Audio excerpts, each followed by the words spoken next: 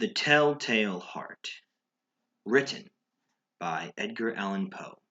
Read by Kirkwulf. True. Nervous. Very, very dreadfully nervous I had been and am. But why will you say that I am mad? The disease had sharpened my senses, not destroyed, not dulled them. Above all was the sense of hearing acute. I heard all things in the heaven and in the earth.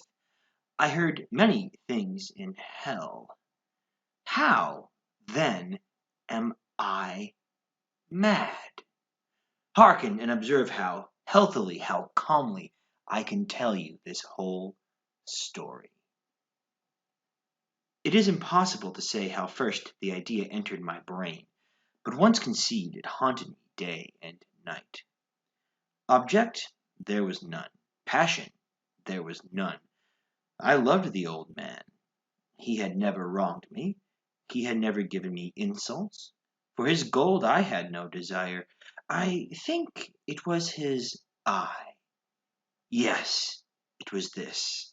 One of his eyes resembled that of a vulture, a pale blue eye with a film over it. Whenever it fell upon me, my blood ran cold, and so by degrees, very gradually, I made up my mind to take the life of the old man, and thus rid myself of that eye forever. Now this is the point. You fancy me mad. Madmen know nothing, but you should have seen me. You should have seen how wisely I proceeded, with what caution, with what foresight, with what dissimulation I went to work. I was never kinder to the old man during the whole week before I killed him. And every night, about midnight, I turned the latch of his door and opened. Oh, so gently. And then, when I had made an opening sufficient for my head, I put in a dark lantern, all closed so that no light shone out. Then I thrust in my head.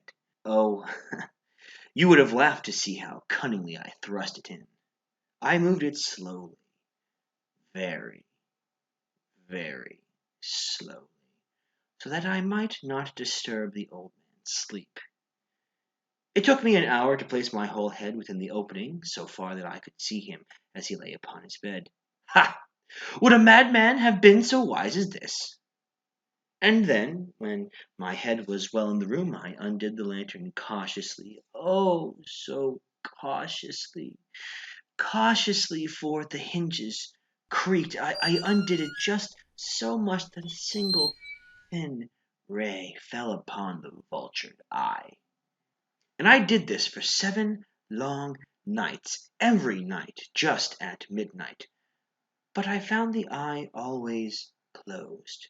So it was impossible to do the work, for it was not the old man who vexed me, but his evil eye. And every morning when the day broke, I went boldly into the chamber and spoke courageously to him, calling him by name in a hearty tone, and inquiring how he has passed the night. So you see, he would have been a very profound old man indeed to suspect that every night just at 12 I looked in upon him while he slept. Upon the 8th night I was more than usually cautious in opening the door. A watch's minute hand moves more quickly than did mine. Never before that night had I felt the extent of my own powers, of my sagacity. I could scarcely contain my feelings of triumph to think that there I was, opening the door little by little, and he not even to dream of my secret deeds or thoughts. I fairly chuckled at the idea, and perhaps he heard me, for he moved on the bed suddenly, as if startled. Now you may think that I drew back, but no.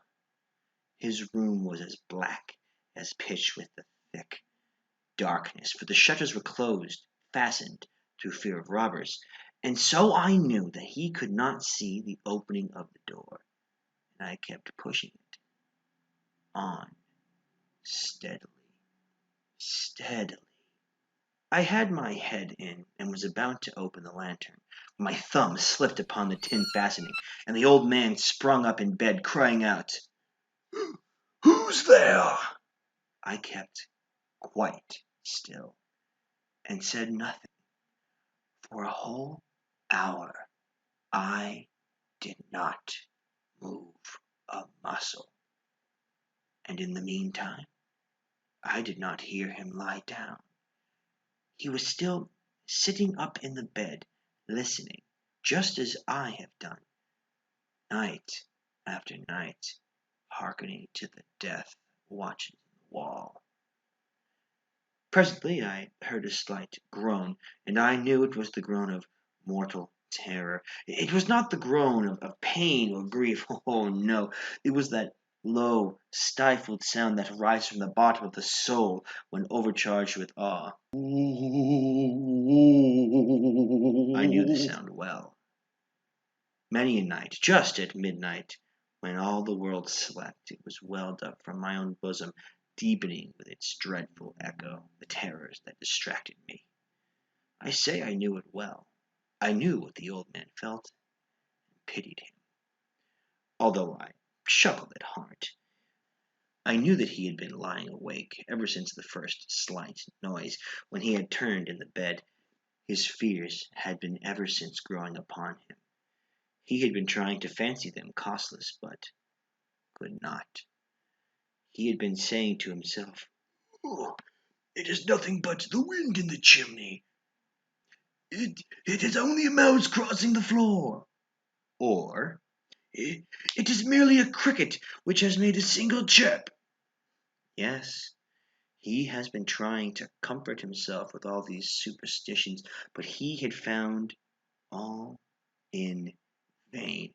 All in vain, because death, in approaching him, had stalked with his black shadow before him and enveloped the victim.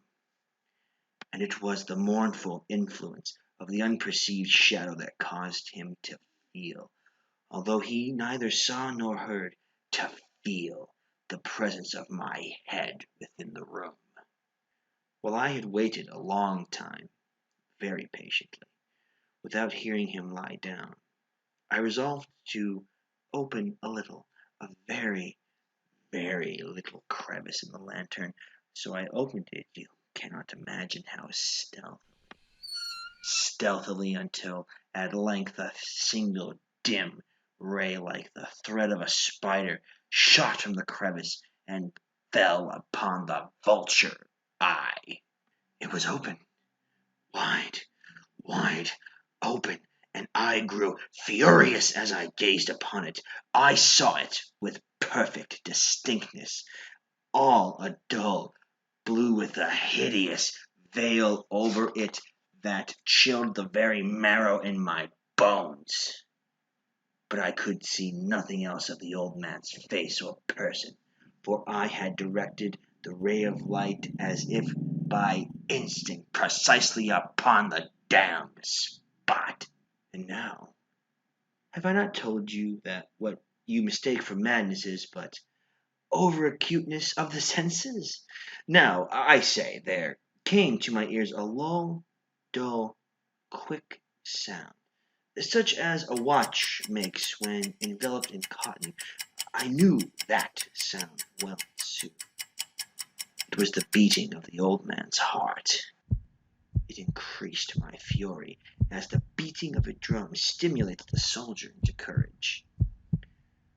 But even yet I refrained and kept still.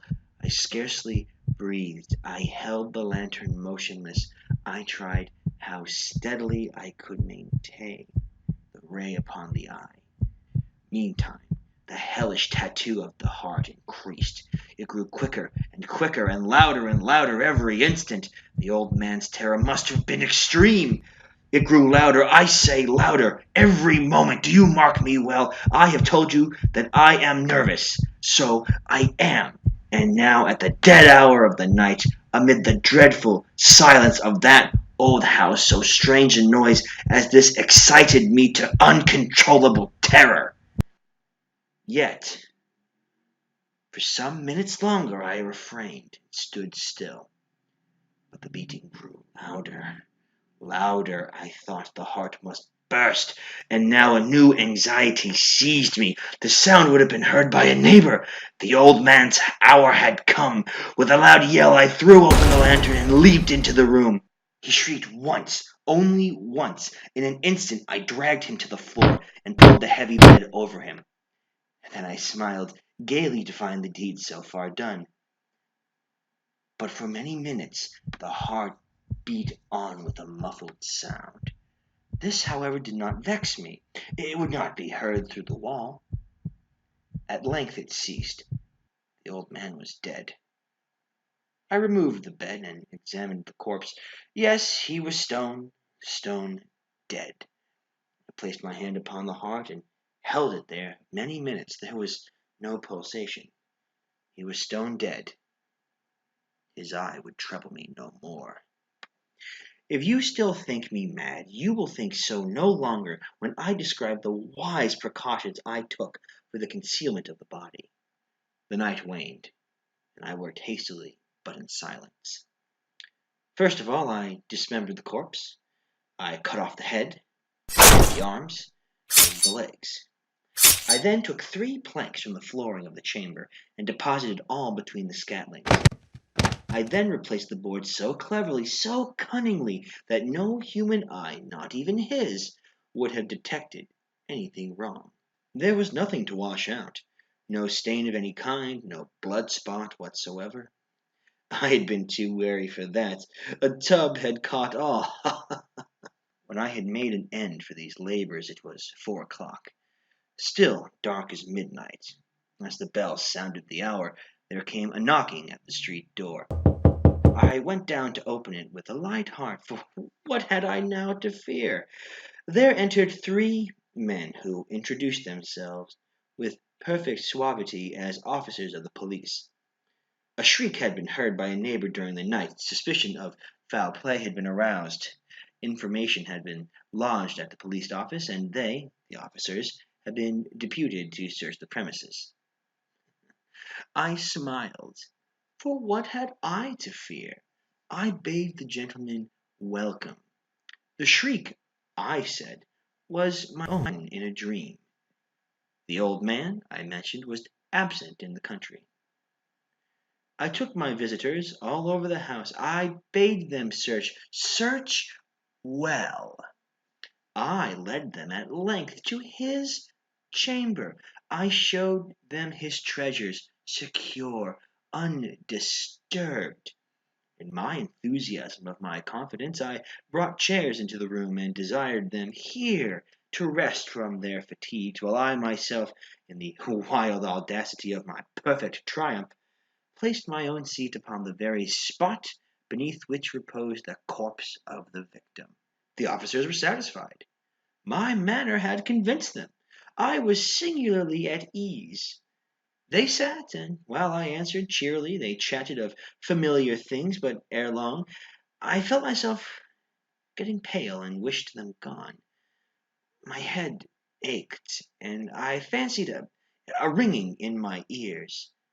But still they sat and chatted. The ringing became more distinct. It continued to become more distinct. I talked more freely to get rid of the feeling, but it continued and gained definitiveness until at length I found that the noise was not within my ears. No doubt I now grew very pale, but I talked more fluently, with a heightened voice, yet the sound increased, and what could I do? It was a low, dull, quick sound, much such a sound as a watch makes when enveloped in cotton. I gasped for breath, and yet the officers heard it not. I talked more quickly, more vehemently, but the noises steadily increased. I arose and argued about trifles in a high key, with violent gesticulations, but the noise steadily increased. Why would they not be gone? I paced the floor to and fro with heavy strides, as if excited to fury by the observations of the men. But the noise steadily increased. Oh God! What could I do? I foamed, I raved, I swore. I swung the chair upon which I had been sitting, and grated it upon the boards, but the noise arose over all and continually increased. It grew louder and louder and louder, and still the men chatted pleasantly and smiled. Was it possibly they heard not? Almighty God, no! No, they heard, they suspected, they knew. They were making a mockery of my horror. This I thought, and this I think. But anything was better than this agony. Anything was more tolerable than this derision. I could bear these hypocritical smiles no longer. I felt that I must scream or die. And now, again, hark louder, louder, louder, louder. Villains, I shrieked, dissemble no more. I admit the deed. Tear up the planks here. Here is the beating of his hideous heart.